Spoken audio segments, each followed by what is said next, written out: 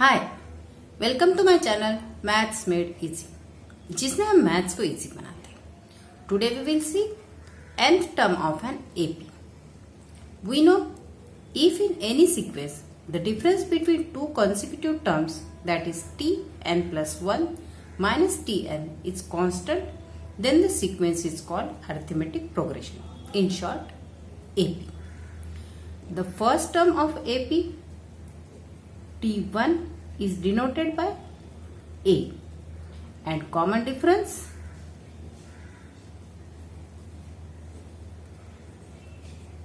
is denoted by D.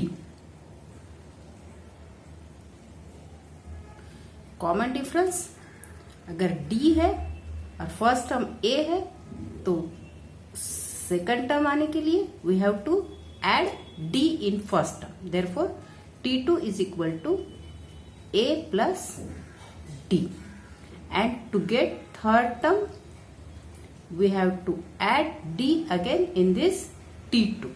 तो T2 है A plus D, और T3 के लिए again we have to add D. T3 will be A plus 2D. To get T4 we have to add D in T3.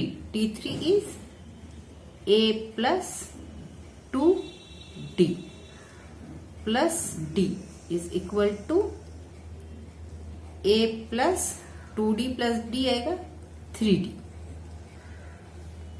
and T5 is equal to A plus 3D plus D is equal to A plus 4D. अब यहाँ पर हम observe कर सकते हैं T2 में एक D add हुआ है, T3 में 2D, T4 में 3D ऐड हुए हैं और T5 में 4D ऐड हुए हैं। तो इसको हम इस तरह से ले सकते हैं, A प्लस 2 के लिए लेंगे हम 3 माइनस 1 D। T4 में यहाँ 3 के लिए लेंगे हम 4 minus 1 D, A plus 4 minus 1 D। तो यहाँ आएगा T5 है तो यहाँ पर आएगा 5 माइनस 1 D, और T2 में भी हम ले सकते हैं यहाँ पर A प्लस यहाँ 2 है तो ये 2 minus 1 D।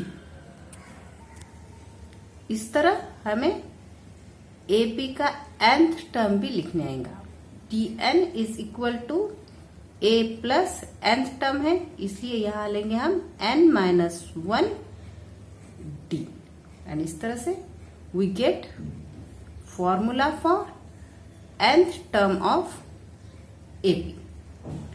In next video we will solve few questions from 3.2. So keep watching.